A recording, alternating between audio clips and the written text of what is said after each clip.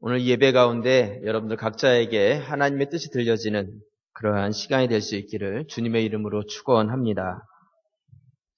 어느 날 아내가 새 옷을 사가지고 왔습니다. 그리고 그 옷을 거울 앞에서 입어보기 시작했습니다. 열심히 옷을 입고 있는데 뒤에서 못마땅하게 쳐다보고 있던 남편이 한마디를 했습니다. 그것도 옷이라고 골랐어. 도대체 당신은 물건을 고르는 안목이 없어. 좋지 않은 것도 비싼 돈 주고 사온단 말이야. 날 좀 봐. 나는 얼마나 안목이 좋은지 나가서 고르면 싼 걸 사와도 고급스러운 명품처럼 보이거든. 이 이야기를 했습니다. 남편의 이야기를 다 듣던 아내가 대답을 합니다. 당신 말이 다 맞네요. 그래서 안목 좋은 당신은 나를 골랐고 안목 나쁜 나는 당신을 고른 거잖아요. 이렇게 대답을 했다고 합니다. 네. 여러분 우리가 어떤 사람, 어떤 남편, 어떤 아내를 만나느냐 우리 인생에 있어서 중요한 만남이겠죠. 제가 이런 말씀을 드리는 이유는요. 하나님께서 많은 사람들 중에서 요나라는 선지자를 선택하시고 그를 사용하셨다는 것입니다. 우리가 지난 시간에 살펴보아서 알 수 있듯이 요나라는 사람은 하나님의 부름을 받았지만 하나님께서 가라고 하신 니느웨가 아니라 정반대 방향인 배를 타고 다시스로 가는 그러한 사람이 바로 요나라는 사람이었습니다. 성경에서 불순종해도 이렇게 불순종한 사람을 찾아보기가 힘들어요. 저는 이 말씀을 보면서 왜 하나님께서 요나를 선택하셨을까?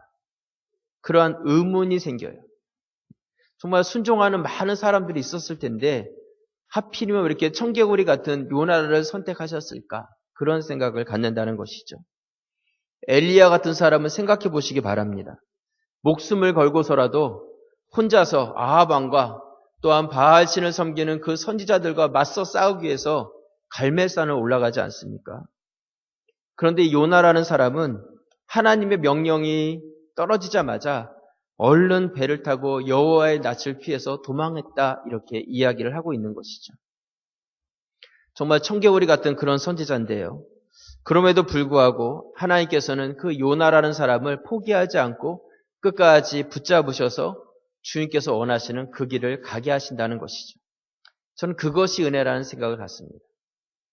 우리도 요나랑 별로 다를 것이 없는 사람들입니다.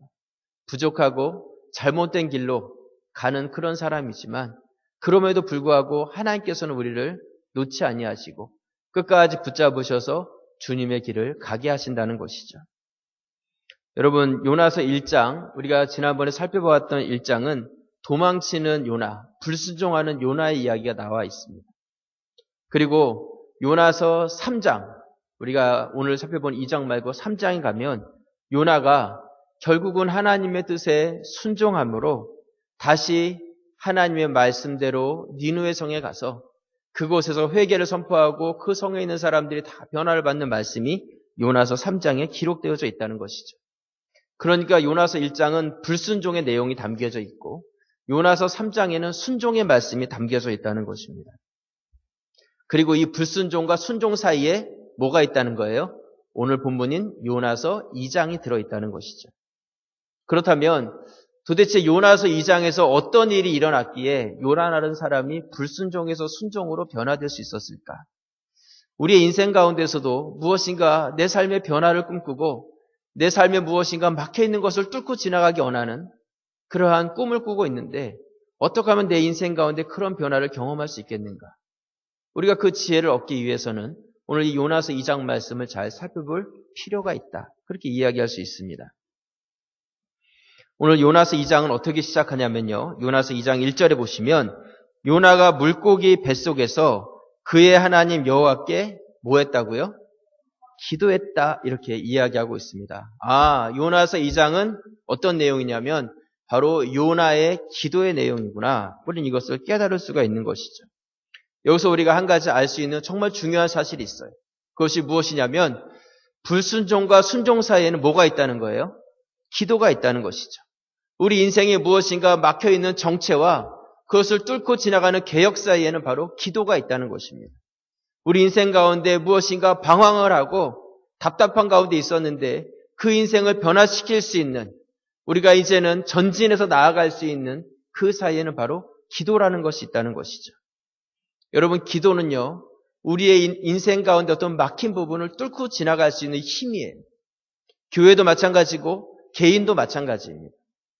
무엇인가 더 이상 안 될 것 같은 그런 답답함이 있을 때, 여러 가지 다른 방법으로 다 해봐도 안 될 때, 우리가 그 상황 가운데 우리가 할 수 있는 것, 그것을 그것을 뚫고 지나갈 수 있는 힘은 어디서 나오냐면 바로 기도에서 나온다는 것이죠. 기도의 소리가 달라져야 되고요. 기도의 모습이 달라져야 한다는 것입니다. 여러분, 우리 가자제일교회가 지금 볼 때 지금이 기도가 필요할 때라는 그런 확신을 갖습니다. 무엇인가 막혀 있는 것 같은, 뚫고 지나가야 될 것 같은 지금 이 상황 가운데서 우리에게 필요한 것이 바로 기도라는 것이죠. 우리가 주일날 나와서 예배 드리는 것, 그러니까 서로 교제하고 말씀을 나누는 그런 예배를 드리고 있습니다.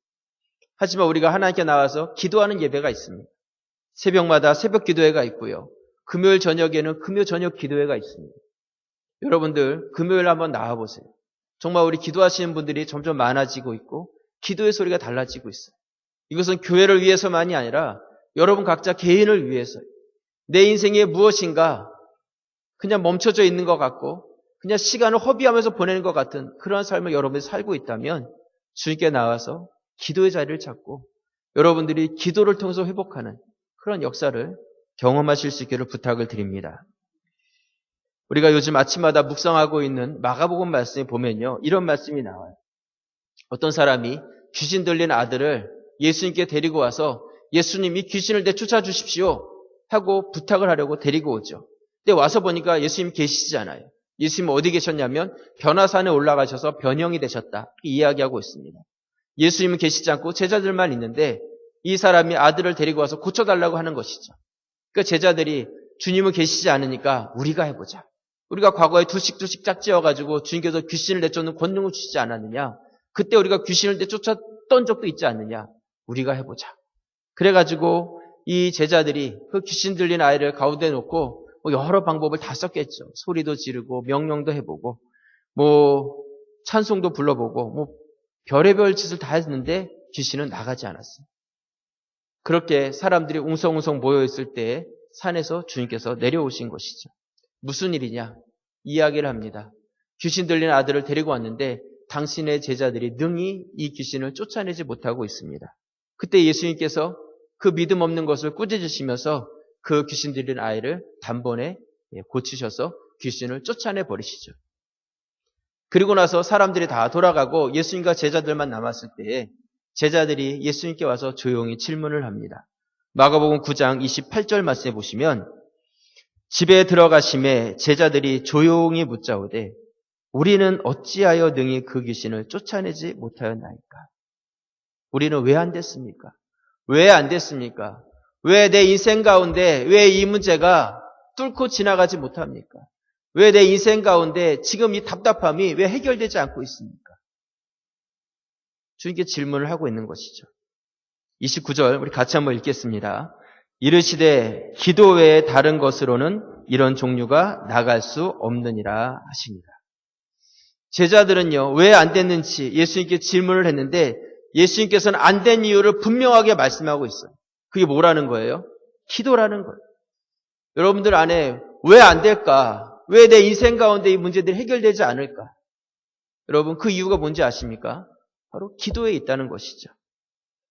오늘 이 본문 요나서 2장은 바로 요나의 기도의 내용입니다. 요나는 이 기도를 통해서 자신에게 주어진 명령에 순종하는 자로 변화가 되었어요. 그의 인생 가운데 위대한 전환점을 갖게 되었다는 것이죠. 물고기 뱃속에 들어가서 캄캄한 가운데 처절한 언제 죽을지 모르는 그런 두려운 상황 가운데 그가 기도함으로 변화되고 있다는 것입니다. 우리가 볼 때에는 요나가 정말 그 인생 가운데 가장 고통스러운 시간을 보내고 있다 생각될지 모르지만 다른 한편에서 바라본다면 그의 영성이 회복되고 사명이 회복되고 그의 인생이 하나님 앞에서 의미 있고 가치 있는 인생으로 변화되는 시간이었다는 것입니다. 어떻게 보면 터널과 같은 언제 빠져나올지 모르는 터널과 같은 그 상황 가운데 요나가 빠져 있었지만 사실은 그것이 그에게 있어서는 저주가 아니라 그 인생을 변화시키는 놀라운 축복의 시간이 되었다는 것이죠. 여러분 코미디언 이주일 씨 아시죠? 젊은 사람들 중에 이주일 모르는 분 계십니까? 모르시면 어머니께 물어보시기 바랍니다. 이 이주일 씨가요, 과거에 무랑루즈라는 술집을 운영을 했거든요. 돈을 잘 벌었습니다.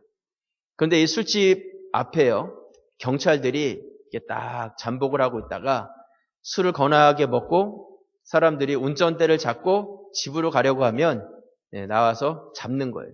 왜요? 음주운전 하셨습니다. 그래가지고 면허증 보십시오. 그래가지고 면허증이 취소되든지 심하면 구속을 하든지 뭔가 이런 일들이 있었던 것이죠. 그러니까 별로 이 이주일 씨가 경찰을 좋아하지 않았어요. 그런데요, 이 이주일 씨 아들이 음주운전을 하다가 교통사고로 죽었어요. 음주운전으로 아들이 죽었다는 것이죠. 죽고 나서 이 이주일 씨가 눈물을 흘리면서 이런 말을 했다고 합니다. 그동안 많은 경찰들이 우리 술집 앞에서 음주운전하는 사람을 다 잡아갔는데 왜 내 아들 잡아가지 않았냐고.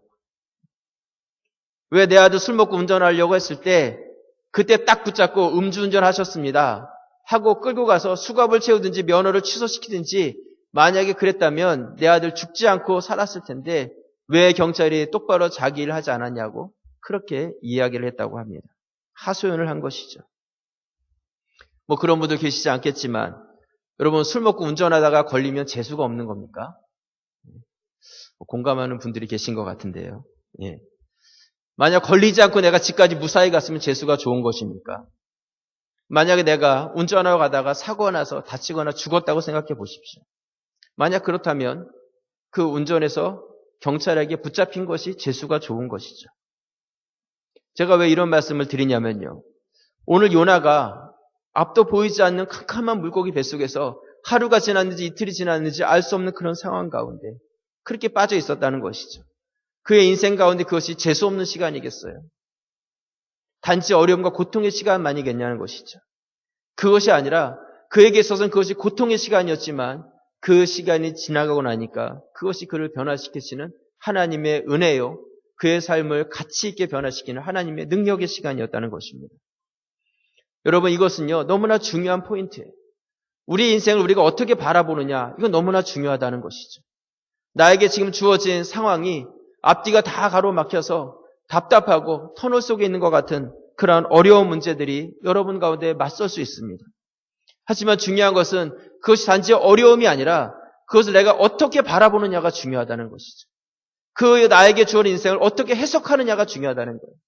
단지 그것이 어렵고 힘든 것으로만 치부해버리는 것이 아니라 그것을 통해서 나의 인생을 변화시켜 가시는 하나님의 뜻을 발견하는 것이 그것이 우리 믿는 자들의 모습이 되어야 한다는 것입니다. 나에게 주어진 인생의 문제들, 그것을 어떻게 바라보느냐에 따라서 그것이 은혜가 되고 축복이 되어질 수 있다는 것이죠. 하나님께서는 여러분의 아버지가 되십니다. 가장 좋은 것을 주시겠다 약속하고 계세요. 지금 나에게 주어진 그런 어려움의 환경들, 거기에 여러분들이 주저앉아서 힘들어하지 마시고 믿음을 가지시고 여러분들이 이것이 지나가고 나면 나를 변화시켜 가신 하나님을 경험해 가시는 그런 은혜가 있기를 주님의 이름으로 축원합니다. 오늘 요나는요, 바로 그 상황 가운데 놓여져 있었어요. 그 가운데서 하나님께 기도하고 있습니다. 그가 놀랍게 변화가 되었는데 우리가 이 요나의 기도를 살펴볼 필요가 있다는 것이죠. 그래서 오늘 말씀의 제목을 요나의 기도는 이렇게 정했습니다. 요나의 기도가 어땠는지 같이 살펴보시고 그 가운데서 내가 어떤 기도를 드려야 되고 어떤 삶을 살아가야 될 것인지 하나님의 뜻이 무엇인지 발견할 수 있는 그런 유익된 시간이 될 수 있기를 주님의 이름으로 축원합니다. 먼저 첫 번째로요. 요나의 기도는 어떤 기도냐면 하나님의 주권을 인정하는 기도였어요. 무슨 기도라고요? 하나님의 주권을 인정하는 기도. 오늘 요나 2장 2절 말씀에 보시면요. 이르되 내가 받는 고난으로 말미암아 여호와께 불러 아뢰었더니 주께서 내게 대답하셨고 내가 스올의 뱃속에서 부르짖었더니 주께서 내 음성을 들으셨나이다.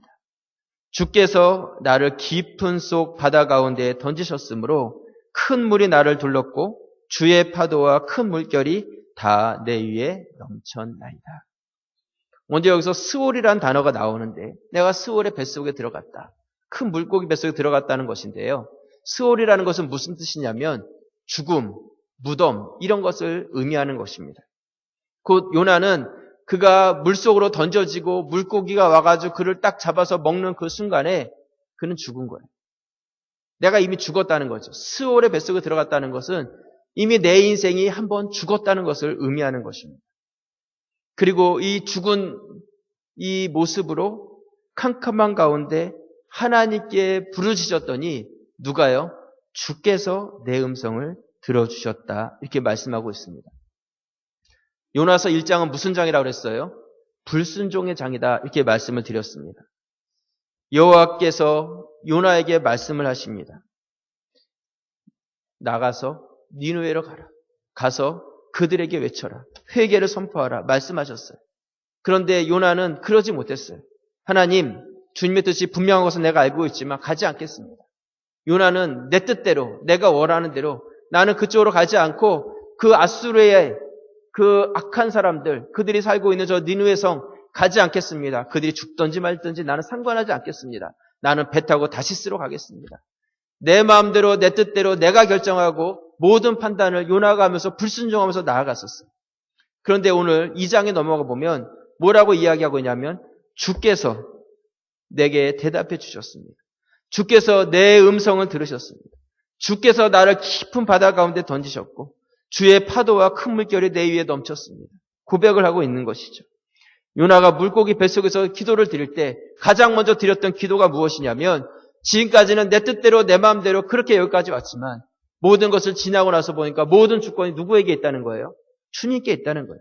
하나님께서 나의 모든 것의 주인이 되셨습니다. 하나님의 주권을 인정하는 기도를 요나가 가장 먼저 드리고 있다는 것이죠. 여러분, 열심히 기도하시는 분들의 기도를 보면요. 기도를 열심히 하시는데 기도의 내용을 보면 하나님의 주권보다는 내 주권을 더 많이 강조하는 기도를 드리는 것을 봐요. 그런 거죠. 하나님, 내 생각에는 이번에 우리 가정이 좀 이렇게 됐으면 좋겠습니다. 하나님, 내 생각에는요, 이번에 우리 아들이 이 학교에 좀 들어갔으면 좋겠습니다. 하나님, 내 생각에는요, 이번에 우리 딸이 이런 남자 만나가지고 시집 갔으면 좋겠습니다. 하나님, 내 생각에는요, 우리 남편이 아직 건강한데 좀 더 직장에서 일할 수 있도록 기회를 주셨으면 좋겠습니다. 내 생각을 계속 이야기하는 거예요. 열심히 기도하시죠. 그런데 어떤 하나님의 뜻과 하나님의 주권에 별로 관심이 없어요. 그냥 내 생각과 내 뜻, 거기에만 온통 정신이 다 가서 그것을 붙잡고 열심히 기도하고 있는 것이죠. 여러분, 내 생각을 아뢰는 그러한 기도보다는 주님의 주권을 인정하는 그런 진실된 기도, 오늘 요나와 같은 그런 기도를 드리는 성도들이 되시기 바랍니다. 요나의 기도는 그런 기도였어요. 그런 기도였기 때문에 요나가 놀랍게 변화될 수 있었다는 것이죠. 청개구리 같은 요나가 변화될 수 있었던 것은 바로 자신의 모든 것들을 다 내려놓고 이제는 다시 스스로 가는 모든 것들 다 내려놓고 주님께서 원하시는 뜻 앞에 주님의 주권을 인정했을 때 그에게 놀라운 변화가 일어나기 시작했다는 것입니다. 오늘 요나서 2장 6절 말씀에 보시면요. 내가 산의 뿌리까지 내려갔사오며 땅이 그 빗장으로 나를 오래도록 막았사오나 나의 하나님 여호와여 주께서 내 생명을 구덩이에서 어떻게 하셨다고요? 건지셨나이다. 요나는요, 내가 산의 뿌리까지 내려갔다 이야기하고 있어요. 멋진 표현이지 않습니까? 나무의 뿌리는 우리가 아는데 산의 뿌리를 보신 적이 있으십니까? 산의 뿌리. 저는 이걸 보면서 산이 높을수록 그 뿌리가 얼마나 또 깊겠습니까? 요나는 자기가 내려갈 수 있는 최고로 낮은 그 물속 가장 깊은 곳까지 내려갔다고 고백을 하고 있는 것이죠. 그리고 그곳에 내려가서 주님께서 빗장을 잠궈서 도저히 나올 수 없는 그런 상황까지 그를 이끌어 가셨다고 고백을 하고 있는 것입니다. 저는 이 말씀을 묵상하면서요. 요나가 정말 철저하게 가장 낮은 데까지 내려가고 있구나. 그것을 발견할 수 있었어요. 여러분, 예수님의 사역을 한번 생각해 보시기 바랍니다. 예수님께서는 하늘의 그 높은 모든 영광, 최고의 영광을 가지고 계셨는데 그 모든 지혜를 다 포기하시고 우리와 같은 인간의 몸을 입고 이 땅에 오셨어요. 낮아지신 것이죠. 그리고 이 땅에 오셔서 떵떵거리면서 호강하시면서 사신 것이 아니라 억울하게 붙잡히셔서 온갖 모욕과 조롱을 다 당하시고 십자가 달려 죽으셨다는 것이죠. 우리가 한번 죽어야 될 그 죽음을 주님께서는 이미 다 담당하셔서 그 죽음을 경험하시고 우리가 내려갈 수 있는 최고로 낮은 그 스올의 자리, 죽음의 자리까지 주님께서는 다 내려가셔서 그것을 경험하셨다는 것입니다. 예수님께 사두개인과 바리새인들이 와서 질문을 합니다. 당신이 하늘로부터 왔다면 하늘로부터 왔다는 그 표적을 보여주십시오. 그 표적을 우리에게 말씀해 주십시오. 그렇게 이야기했을 때 예수님께서 뭐라고 대답을 하시냐면 마태복음 16장 4절에 보시면요. 악하고 음란한 세대가 표적을 구하나 요나의 표적밖에는 보여줄 표적이 없느니라 하시고 그들을 떠나가셨다. 이렇게 말씀하고 있습니다. 하늘로부터 왔다는 표적을 보여달라고 했을 때 주님께서는 내가 요나의 표적밖에는 보여줄 것이 너에게 없다. 이렇게 말씀하는 것이죠. 요나의 표적이 무엇입니까? 요나가 산의 뿌리까지 가장 낮은 곳에 이미 한번 죽어서 그의 인생이 이제는 물고기 뱃속에 들어가는 순간에 이제는 자신은 죽었고 더 이상 내 인생이 나의 삶이 아니고 모든 것들이 하나님께 맡겨져 있는 그런 상황. 그때 하나님께서는 그 죽음 가운데 있는 요나를 그냥 두지 아니하시고 물고기 뱃속에서 며칠 만에요? 3일 만에 다시 꺼내 올리셔서 다시 살리셔서 놀라운 사명을 감당하게 주셨다는 것. 이것이 바로 요나에게 보여준 표적이었다는 것이죠. 예수님께서도 이 땅에 오셔서 가장 낮은 자리까지 죽음의 자리까지 내려가셨지만 그 죽음에 머물지 아니하시고 죽음의 사망 권세를 이기시고 3일 만에 다시 살아나셔서 이 땅 가운데 자신의 부활하신 몸을 보여주시고 다시 하나님의 그 영광의 나라, 그 영광의 자리를 다시 회복하셨다는 것입니다. 이것이 바로 주님께서 우리에게 보여주신 주님의 사역이고 요나를 통해서 우리에게 말씀하고 계시는 요나의 표적이라는 것이죠. 그리고 이것이 단지 어떤 한 사람의 능력이 아니라 이 모든 것이 하나님의 주권 안에 있다는 것입니다. 하나님께서 행해 주셨다는 것이죠. 요나는요, 자기가 물고기 뱃속에 들어가서 그 스올의 뱃속에 들어가고 빗장으로 잠궈서 꼼짝할 수 없는 그 죽음 가운데 자기가 들어갔지만 누가요? 하나님께서 그 구덩이에서 나를 건져주셨다. 이렇게 고백을 하고 있습니다. 여러분 인생 가운데 변화를 원하십니까?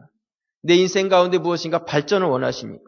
무엇인가 지금 나에게 있는 이것을 뚫고 지나갈 수 있는 힘을 갖기를 원하십니까? 여러분, 내 인생의 주권을 주님께 내려놓으세요. 내 인생의 주인이 하나님 되심을 인정하시기 바랍니다. 내 뜻대로 내 힘대로 살려고 내 몸에 뻣뻣하게 힘을 주고 살아가는 것이 아니라 주님께 모든 것을 다 내어놓고 주님께서 하십시오. 주님께서 내 인생을 주관해 주십시오. 내 인생의 주인이 되어 주십시오. 여러분들이 내어 맡기 시작했을 때 내 수고하고 무거운 짐 주님 담당하시고 여러분의 인생 가운데 새 힘 주셔서 이겨낼 수 있는 그런 능력을 허락해 주실 것입니다. 그런 은혜가 우리 모든 성도들 가운데 있기를 주님의 이름으로 축원합니다. 두 번째로요, 우리가 요나를 변화시켰던 그의 기도는 어떤 기도였냐면 하나님과의 관계를 개선시키는 기도였어요. 요나의 기도는 어떤 기도라고요? 하나님과의 관계가 개선되는 기도. 1장에서는 불순종하고 하나님과의 관계가 깨어졌다면 이 기도를 통해서 하나님과의 관계가 회복되었다는 것이죠. 오늘 요나서 2장 4절 말씀에 보시면요. 내가 말하기를 내가 주의 목전에서 쫓겨났을지라도 다시 주의 성전을 바라보겠다 하였나이다. 대단한 것이죠. 여러분, 아버지가 너 이제 우리 집 애가 아니다. 나가라. 그래가지고 대문을 열고 확 쫓아냈다고 생각해 보세요. 그러면 뒤도 안 돌아보고 도망가겠습니까? 그냥 그래 나 이 집에 미련 없다. 그리고 가시겠어요? 그렇지 않겠죠. 돌아보지 않겠어요. 내가 다시 돌아가야 될 곳이 우리 집이라고 생각하지 않겠습니까? 아이들도 그런 아이들 있잖아요. 부모가 때리면 도망가는 놈이 있고 부모 가슴팍으로 파고드는 애들이 있잖아요. 오늘 요나가 바로 그거라는 것이죠. 그가 불순종하고 도망갔었지만 이제는 주님께서 나를 쫓아낸다 할지라도 내가 다시 주의 성전을 바라보겠다. 이렇게 고백하고 있는 것이죠. 다시 주님께로 나와서 그분과의 관계를 내가 회복하기 원하는 이 요나의 간구가 여기 담겨져 있는 것이죠. 또 오늘 2장 7절에 보시면요. 내 영혼이 내 속에서 피곤할 때에 내가 여호와를 생각하였더니 내 기도가 주께 이르러 싸우며 주의 성전에 미쳤나이다. 여러분, 요나는 이 4절, 7절에서 계속 성전이라는 말을 반복하고 있어요. 내가 주의 목전에서 쫓겨났을지라도 다시 성전을 바라보겠습니다. 내 기도가 주의 성전에 미치게 됐습니다. 여러분, 성전이란 곳이 어디입니까? 바로 하나님께 제사를 드리는 곳이에요. 성전은 하나님께 제사를 드리는 곳입니다. 이스라엘 백성들이 하나님 앞에서 범죄하였을 때 제물을 준비해서 그 제물을 끌고 성전에 와서 그 제물을 잡아 죽이고 그 죄의 용서함을 받고 하나님과 깨어졌던 그 관계를 회복하는 것이 바로 성전이었다는 것이죠. 지금 요나는 물고기 뱃속에 있었어요. 제물을 들고 성전을 찾을 수는 없었지만 요나의 기도는 무엇입니까? 내가 이 가장 낮은 곳에 내려가서 언제 회복될 수 있을지 여기서 죽을지 모르는 그런 상황 가운데서 내가 성전을 바라보고 내 기도가 그 성전에 미쳤다. 내가 여기서 죽는다 할지라도 내가 하나님 앞에서 주님과의 관계가 회복된 가운데 살겠다는 그런 결단이 거기에 담겨져 있다는 것입니다. 지금 요나는요, 물고기 뱃속에 들어 있었습니다. 어떤 분들은 사람이 어떻게 물고기 뱃속에 들어가서 살 수 있느냐, 이거는 거짓말이다, 이런 이야기를 해요. 제가 이번에 말씀을 준비하면서요, 자료를 찾다 보니까 실제로 물고기 뱃속에 들어갔다가 살아나온 사람의 이야기가 있더라고요. 알고 계셨습니까? 깜짝 놀랐어요. 1891년, 지금부터 100년도 훨씬 전에요. 남아메리카의 그 바다 연안에요.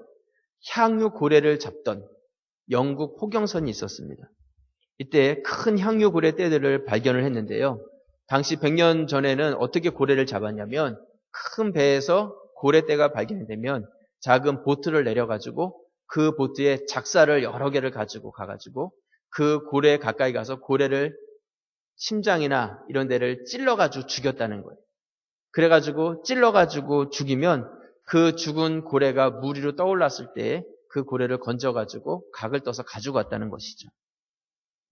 그래서 고래떼가 발견이 됐는데 보트를 내려가지고 선원들이 작살들을 가져가서 그 고래를 찌르기 시작했습니다. 바다 전체가 핏빛으로 변한 것이죠. 그래서 이 고래가 그 작살에 맞고 물 아래로 가라앉았는데 이제 죽으면 물 위로 떠오를 것이다. 이렇게 생각을 하고 있었던 것이죠. 그런데 기다리고 있는데 갑자기 물 밑에서 검은 물체가 막 빠르게 올라오기 시작했어요.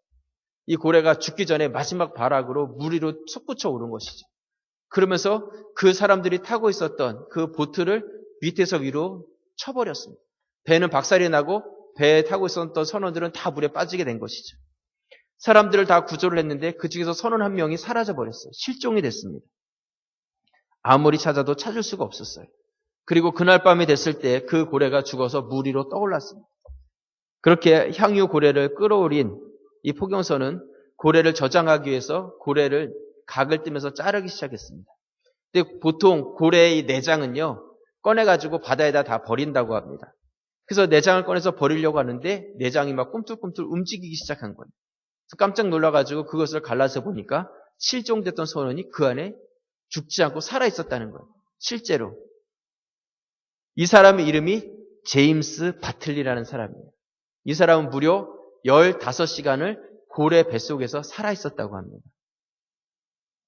고래 뱃속에서 나왔을 때요, 그 위산이나 이런 것으로 인해서 이 사람 몸에 있었던 모든 털들이 다 빠져버리고 얼굴과 모든 살은 다 새하얗게 변화되어 있었다고 합니다. 죽지는 않았대요. 그리고 의사들의 치료로 인해서 정상적인 몸으로 나중에 돌아왔다는 것이죠. 그리고 이 사람이 나중에 건강해졌을 때 뭐라고 회상을 했냐면 내가 그 향유고래 뱃속에 들어갔을 때 보니까 내장 안이 따뜻하고 사람이 숨 쉴 수 있는 그런 공기가 그 안에 있었다. 이렇게 고백을 했다고 합니다. 이 사람은 정상적인 삶을 살다가 20년 정도 더 살고 1909년에 사망을 했는데 그의 비석에 뭐라고 써 있었냐면 고래에 잡혀 먹었다 살아난 사람.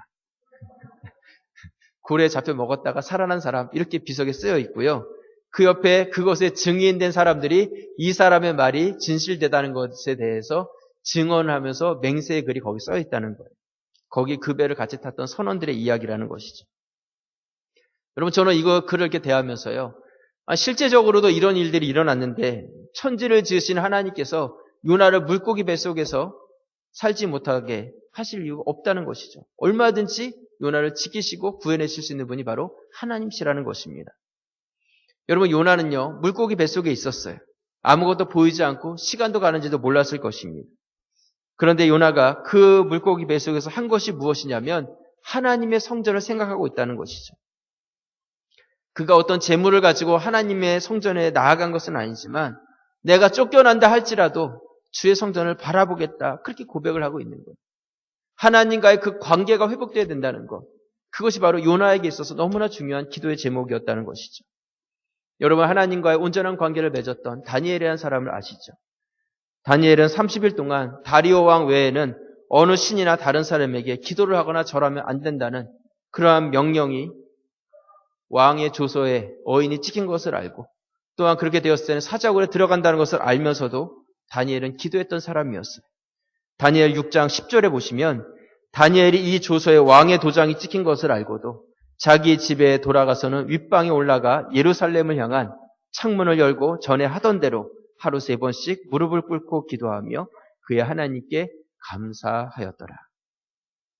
다니엘은 바벨론으로 끌려가서 예루살렘과 먼 곳에 있었지만 예루살렘으로 향한 그 창문을 열고 하루에 3번 무릎을 꿇고 상황과 환경에 관계없이 기도했던 사람이라는 것이죠. 이것이 무엇입니까?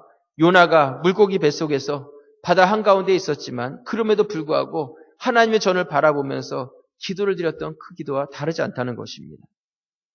여러분 요나도 다니엘도 능력 있는 사역 가운데 부르심을 받을 수 있었던 것은 바로 하나님의 전을 향한 하나님과의 관계가 회복되는 그러한 삶이 되었을 때 그것이 바로 그의 사역을 감당할 수 있는 힘과 능력이 되었다는 것입니다. 사랑하는 우리 성도 여러분, 여러분들 가운데 무엇인가 변화를 원하십니까? 무엇인가 나도 좀 능력 있는 삶을 살기를 원하십니까? 요나와 같이, 다니엘과 같이 어떤 그런 사명을 감당하는 사명자들이 되기 원하십니까? 그렇다면 하나님과의 관계를 먼저 회복하는 기도자들이 되시길 바랍니다. 하나님과의 관계가 온전하지 못하면 이 사명이 감당되어지지가 않습니다. 우리는 무엇인가 문제가 있을 때 이 문제를 해결해 주시면 내가 잘하겠습니다. 어떤 그러한 기도를 많이 드립니다. 전도를 하면 그런 분들 계세요. 목사님, 가야죠. 교회 가서 예배 드려야죠. 근데요, 이게 하나 걸려 있습니다. 이거 해결되면 제가 갈게요. 이런 분들 계시거든요. 제가 가만히 보면 그거 해결되면 또 다른 문제 걸려 있더라고요. 그거 해결된다고 문제가 해결되는 것이 아닙니다. 중요한 것은 무엇이냐면 우선순위라는 것이죠. 먼저 하나님과의 관계가 회복되어야 돼요. 하나님과의 관계가 회복되면 나에게 있는 이 문제가 해결되는 그 문제가 더 이상 문제로 보이지 않을 수도 있고 하나님께서 해결해 주신 은혜를 경험하게 된다는 것이죠. 주님께서는 우리에게 먼저 주의 나라와 의를 구하라고 말씀하고 있습니다. 먼저 우리가 하나님과의 관계가 회복되어야 한다는 것이죠. 이것이 되어질 때 우리 삶 가운데 하나님께서는 놀라운 일들을 이루어 가실 것입니다. 여러분들이 내가 지금 하나님과의 관계가 온전한가 한 번 더 점검해 보시고 주님과 온전한 기도로 나아가는 요나의 기도가 여러분들 가운데 있기를 주님의 이름으로 축원합니다. 말씀의 결론을 내립니다. 찬송가에 보면요. 고요한 바다로라는 찬송이 있습니다. 1절 가사가 이렇게 되어 있어요. 고요한 바다로 저 천국 향할 때 주 내게 순풍 주시니 참 감사합니다. 너무 좋죠. 바다는 고요하고 나는 저 천국을 향해서 나아가고 있는데 바람이 순풍이 불어서 멀미할 것 없이 배가 미끄러지듯이 잘 나아가고 있는 것이죠. 이런 삶 살고 싶으시죠? 그렇지 않습니까? 그런데 2절 가사를 보면 좀 달라요. 큰 물결 일어나 나 쉬지 못하나 이 풍랑으로 인하여 더 빨리 갑니다. 이 가사도 참 너무 멋있는 가사인 것 같아요. 근데 제가 왜 이 가사를 이렇게 여러분들에게 나누냐면 요나의 이야기가 2절 가사와 같다는 것이죠. 요나는 배를 타고 가고 있었어요. 큰 물결이 일어나서 배가 뒤집히게 되었을 때 그가 바닷속으로 던져지고 물고기 뱃속으로 들어갔는데 그것이 그에게 있어서 저주가 아니라 오히려 더 빨리 가는 그의 인생을 변화시켜서 더 큰 영적인 유익과 또한 하나님의 놀라운 사명을 감당하고 지금까지도 많은 사람들에게 도전을 주는 그런 사명자가 되었다는 것이죠. 사랑하는 우리 성도 여러분, 우리가 고요한 바다, 순풍의 삶을 살면 참 좋겠지만 우리에게는 늘 큰 물결이 일어나게 되어 있어요. 그런데 우리에게 중요한 것은 그 큰 물결이 일어날 때 우리가 그것을 인해서 더 빨리 간다는 거예요. 더 하나님의 은혜를 경험하고 우리의 인생 가운데 더 큰 영적 유익을 얻게 한다는 것이죠. 지금 나에게 주어진 상황과 환경이 너무나 힘들지 몰라요. 하지만 그것을 어떻게 바라보느냐에 따라서 그것이 우리에게 유익과 축복이 되어진다는 것이죠. 나에게 주어진 현실의 삶에 짜증과 불만, 한숨 그런 것으로 살아가는 것이 아니라 하나님의 주권을 인정하고 하나님과의 관계를 개선하는 그런 기회로 붙잡으시길 바랍니다. 그래서 하나님께서 나의 삶 가운데 놀라운 일들을 이루어 가시는 하나님의 도우심을 경험하는 여러분들이 되실 수 있기를 주님의 이름으로 부탁을 드립니다. 이 찬송가의 마지막 4절은 이렇게 되어 있어요. 이 세상 고락간 주 뜻을 본받고 내 몸이 의지 없을 때 큰 믿음 주소서. 큰 믿음 주소서. 여러분, 나에게 주어진 하나님의 뜻과 말씀 이것을 통해서 여러분들이 더 큰 믿음으로 나아가는 축복된 성도들 되시기를 주님의 이름으로 축원합니다. 기도드리겠습니다.